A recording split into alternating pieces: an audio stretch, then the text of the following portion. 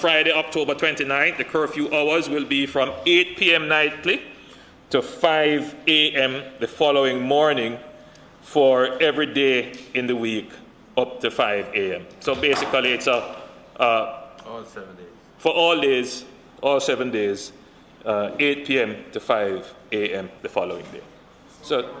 So everybody, so that is, remember I had said in my last presentation that we're going to try to create some guardrails so that these are not very restrictive on the path of the road, but there will be outer bands, but consistent. So you can plan. You can have a little bit more certainty.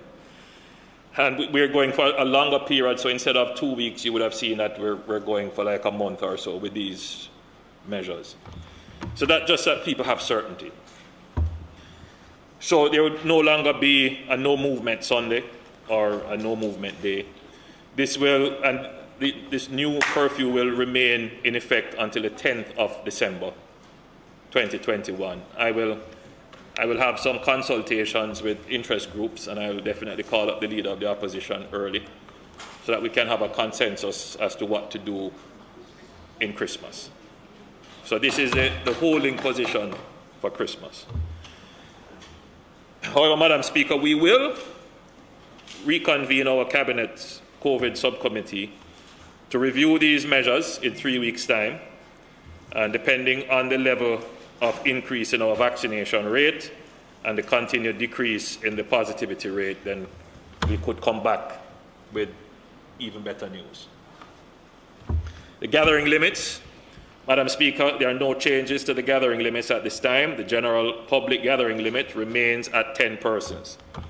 Places of worship will continue to be restricted to having no more than 50 persons in attendance. No crusades, conferences, or conventions are permitted. The number of persons permitted to physically attend a wedding remains at 50. The limit on persons physically attending annual general meetings remains at 50. Physical attendance at events hosted by public entities is limited to a maximum of 50 persons. And Madam Speaker, these events that are held by public entities are to be controlled events, meaning that the space within which the event is kept, all the protocols must be observed, but it is not a free access space. And the reason for that, Madam Speaker, is that attendance at these events must be for the vaccinated only. So the existing work from home directive in the public sector remains in place until December 9th, 2021. As a precursor to returning to work, permanent secretaries and heads of agencies must put in place measures to ascertain the vaccination status of staff in the public sector to facilitate risk assessment and planning. Funerals and burials, Madam Speaker, there are no changes to the existing measures regarding funerals and burials. Funeral services are permitted with a maximum of 20 persons physically present, including mourners, clergy, and support personnel. Burials are permitted on Monday to Friday between 9 a.m. and 4 p.m. with a maximum of 15 persons present. As a reminder, burials are not permitted on weekends. Entry protocols, Madam Speaker, in relation to our entry protocols, based on the recommendations of the Ministry of Health and Wellness, we are removing all banned countries from our travel list.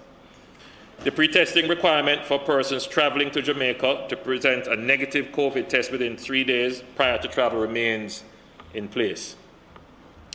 Madam Speaker, I am pleased to report that we have significantly overhauled and simplified the travel authorization application process through Jam COVID and Visit Jamaica platforms. We have reduced the number of questions and increased the speed of approval. Inevitably, eventually, Jam COVID will be retired, and it will, the software has served us well, and it will be morphed into the general management of entry into the country. In fact, the Ministry of National Security is already working on a digital platform for immigration entry and so forth. And that is very near in being completed and announced